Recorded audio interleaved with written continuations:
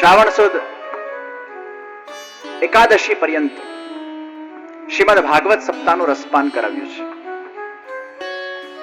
શ્રાવણસ્યા મલે પક્ષે એકાદશ્યામ મહાનિશી. શ્રાવણ મહિનાની એકાદશી આવી.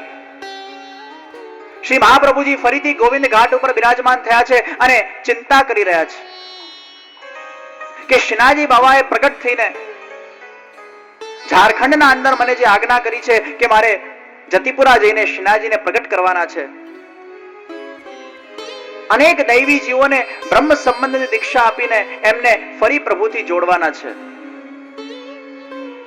આ જીવ તો કેટલા બધા દોષથી ભરેલો છે અને એ જીવનો ફરી એ પરમાત્મા સાથેનો કઈ રીતે સંબંધ થાય એ ચિંતાના અંદર શ્રી મહાપ્રભુજીના હૃદયમાં અનેક વેદનાઓ થઈ રહી છે. પોતાની જે ચિંતા કરે એનું નામ છે મનુષ્ય, પણ જે બીજાની ચિંતા કરે એનું નામ છે સદગુરુ. મનુષ્ય હંમેશા પોતાની ચિંતા કરે છે અને પોતાને સુખ કઈ રીતે પ્રાપ્ત થાય એની ઈચ્છા કરતો હોય છે. સદગુરુ એ હંમેશા સમાજની ચિંતા કરે છે. જ્યારે જ્યારે જગતના અંદર સમાજની ચિંતા થઈ છે ત્યારે સમાજ અને રાષ્ટ્રનું કલ્યાણ થયું છે. અર્જુનના વિષાદથી ગીતાજી પ્રગટ થયા, વ્યાસજીની વેદનાથી શ્રીમદ ભાગવતજી પ્રગટ થયા અને જગતગુરુ શ્રી વલ્લભાચાર્યજીની ચિંતાથી આ પુષ્ટિ સંપ્રદાય પ્રગટ થયો. अगर श्री महाप्रभु जी ने चिंता नहीं की होत तो श्रीनाजी बाबा ने प्रकट होकर श्री महाप्रभु जी को यह ब्रह्म संबंध दीक्षा नहीं दी होती. महाप्रभु जी ना हृदय में वेदना થઈ છે. સદગુરુ એ બીજાની ચિંતા કરે છે કારણ કે એના મનમાં શિષ્યનું હિત છે. મનુષ્ય પોતાની ચિંતા કરે. મનુષ્ય કદાચ બીજાના દુઃખના અંદર દુખી થઈ શકે પણ કદાચ બીજાના સુખમાં સુખી થઈ શકતો નથી. અરે બીજાના દુઃખમાં દુખી થવું એ બહુ સરળ છે પણ બીજાના સુખના અંદર સુખી થવું એ બહુ અઘરું છે.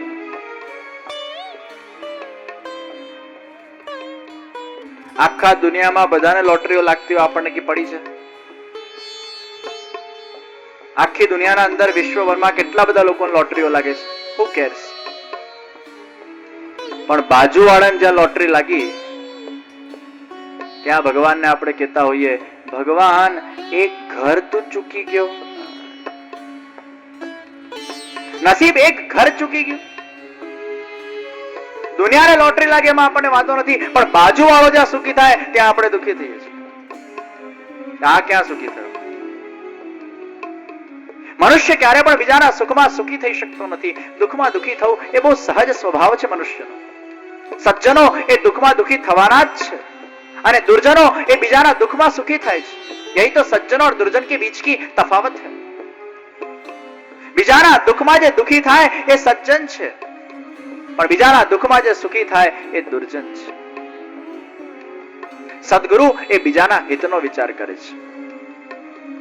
શ્રી મહાપ્રભુજીના હૃદયમાં વેદના થઈ છે અને એ વખતે સ્વાનુભવ અવસ્થાના અંદર શ્રીનાજી બાબા સાક્ષાત પ્રગટ થઈને શ્રી મહાપ્રભુજીને આ બ્રહ્મ સંબંધ દીક્ષા પ્રદાન કરે છે અને કહે છે કે આપના ને આપના વંશજો દ્વારા જેને પણ આ બ્રહ્મ સંબંધ આપવામાં આવશે એ જીવાત્માનો મુજ પરમાત્મા સાથે ડાયરેક્ટ સંબંધ થશે, એને હું ક્યારે પણ છોડીશ નહીં. સાક્ષાત ભગવતા પ્રોક્તમ તદક્ષરશઃ ઉચ્યતે. સાક્ષાત ભગવાને પ્રગટ થઈને જે બ્રહ્મ સંબંધ મંત્ર શ્રી મહાપ્રભુજીને આપ્યો એનું જ નિરૂપણ એના અંદર કરવામાં આવ્યું છે. મહાપ્રભુજી કહે છે કે 2010 ના અંદર કદાચ આજના યુવાનો એમ પ્રશ્ન કરે કે મહાપ્રભુજીને તો બ્રહ્મ સંબંધ છે ને સપનામાં અપાયેલું, મહાપ્રભુજીને બ્રહ્મ સંબંધ છે ને ખાલી ભ્રમ થયો હતો, મહાપ્રભુજીને તો આકાશવાણી દ્વારા અપાયેલું. ત્યારે મહાપ્રભુજી એની સ્પષ્ટતા કરે છે આવું કઈ થયું નથી. સાક્ષાત ભગવતા પ્રોક્તમ તદ અક્ષરશઃ ઉચ્યતે. ભગવાન દ્વારા પ્રગટ થઈને અક્ષરે અક્ષર જે ભગવાને કયા છે એનું નિરૂપણ આ બ્રહ્મ સંબંધ મંત્રમાં મેં કર્યું છે. એમાં મારા તરફથી કોઈ પણ પ્રકારનો એડિશન કે સબસ્ટ્રેક્શન મેં પોતે એમાં કર્યું નથી. જ્યાં શ્રીનાજી બાબા એ સ્વાનુભવ અવસ્થામાં પ્રગટ થયા છે ત્યાં શ્રી મહાપ્રભુજીએ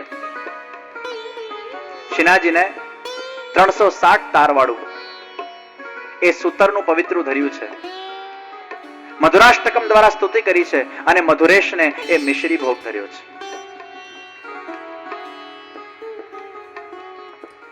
આ શ્રીનાથજી ક્યાં પ્રગટ થયા? સ્વાનુભવ રૂપે ગોકુલમાં. હજી જતીપુરામાં શ્રીનાથજી પ્રગટ થયા નથી. આ સ્વાનુભવ અવસ્થામાં પ્રગટ થયા છે. સાક્ષાત પ્રગટ થવાના હજી બાકી છે. ब्रह्म संबंध दीक्षा पाई है.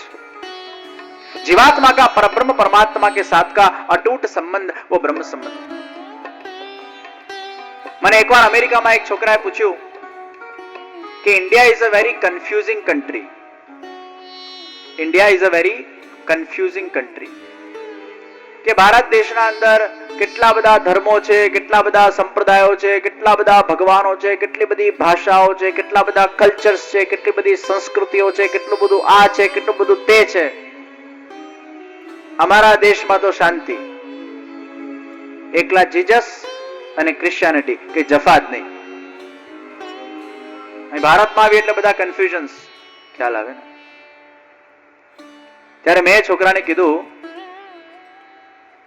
કે તું કોઈ હોટલમાં જાય અને એ હોટલના અંદર જો તને એવું કહેવામાં આવે કે અહીંયા ખાલી પાવભાજી જ ઉપલબ્ધ છે, અહીંયા બીજી કોઈ આઈટમ્સ ઉપલબ્ધ નથી, એ હોટલને સારી કહેવાય? જે હોટલના અંદર રહેવાની વ્યવસ્થા નથી, જે હોટલના અંદર કોઈ વેરાયટીઝ નથી, જે હોટલના અંદર ખાલી એક જ વસ્તુ મળે છે, એ હોટલને કે સારી કહેવાય? જે હોટલના અંદર બધી જ વ્યવસ્થા હોય, બધી વેરાયટી હોય, એ હોટલને શ્રેષ્ઠ કહેવાય ને. ત્યારે મેં છોકરાને કીધું કે તમારા દેશમાં તો ખાલી એક જ વસ્તુ મળે છે. અમારા દેશની આ સમૃદ્ધિ છે, આટલા બધા ધર્મો, આટલા બધા સંપ્રદાય, આટલા બધા ભગવાન જે દેશમાં જન્મ લેતા હોય, અવતાર લેતા હોય, એ દેશની સમૃદ્ધિ છે અને અમને એનો ગૌરવ છે. આટલા બધા ધર્મો આપણા દેશના અંદર છે, આટલા સંપ્રદાયો, આટલા ધર્મગુરુઓ, આટલા ભગવાનો, ये हमारे देश की समृद्धि है, એનું ગૌરવ લઈએ છીએ. આપણા દેશના અંદર આટલા બધા ભગવાનોને અવતાર લેવાની ઈચ્છા થઈ, આટલા બધા આચાર્યોને અવતાર લેવાની ઈચ્છા થઈ, આપણા દેશમાં કંઈક સારું હશે તો ઈચ્છા થઈ ને.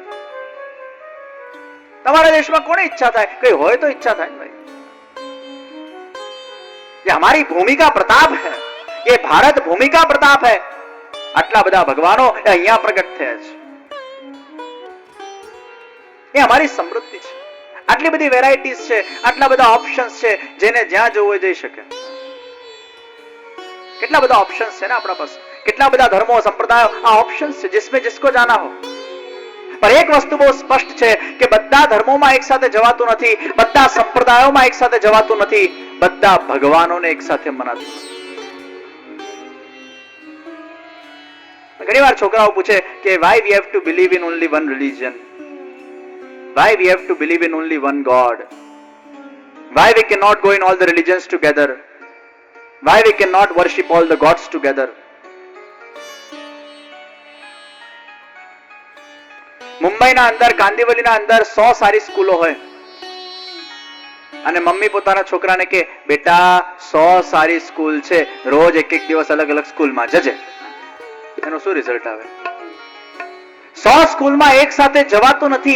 He has to select one particular school for his own studies. He cannot go in all the schools together. 10મા ધોરણ પછી બહુ બધી લાઈનો હોય અને છોકરો કન્ફ્યુઝ થતો હોય કે આટલી બધી લાઈનો છે, હું એક કામ કરું, એક વર્ષ બધી લાઈનોને પહેલા હું ચાખું, 50 લાઈનને એક વર્ષ હું જોઉં કઈ લાઈન મારા માટે અપ્રોપ્રિએટ છે, અને 80 વર્ષે ખાટલા પર બેઠો બેઠો વિચાર કરે કે મારે ડોક્ટર બનવા જેવું, તો ટાઈમ ઇઝ ગોન ભાઈ. એ વખતે સિલેક્શન થવા જોઈએ. સિલેક્શન તો થવું જોઈએ ને. 10મા ધોરણ પછી બહુ બધી લાઈન હોય, પણ બધી લાઈનોમાં એક સાથે જવાતું નથી, બધી ડિગ્રીઓને એક સાથે પ્રાપ્ત કરાતું નથી. You have to select one particular line, then you get the degree. ઘણા લોકો કહે છે આ બધા ધર્મો છે ને ફેનેટિક છે, આ બધું ફેનેટિઝમ છે, આ બધું આમ છે, આ બધું તેમ છે. એકને માનીને બીજાને આદર આપવું એ ફેનેટિઝમ નથી. તમે એક સ્કૂલને સિલેક્ટ કરો એ ફેનેટિઝમ થયું. તમે એક પત્નીને સિલેક્ટ કરો એ ફેનેટિઝમ થયું. તમે એક વ્યક્તિને પ્રેમ કરો એ ફેનેટિઝમ થયું. તમે એકમાં શ્રદ્ધા રાખો એ ફેનેટિઝમ થયું. તમે એક કંપનીના અંદર જોબ કરો તમારી પૂર્ણ વફાદારીથી એ ફેનેટિઝમ થયું. લૌકિકના અંદર દરેક જગ્યાએ એક એક વસ્તુના સિલેક્શન છે, પણ અલૌકિકમાં ધર્મમાં જે આવે છે ત્યાં બધા કન્ફ્યુઝન્સ આવે છે, કારણ કે સિલેક્શન્સ નથી ને. एक को मानना और दूसरे को अपमान करना वो फेनेटिज्म है, लेकिन सबको आदर देकर एक को मानना वो श्रद्धा है।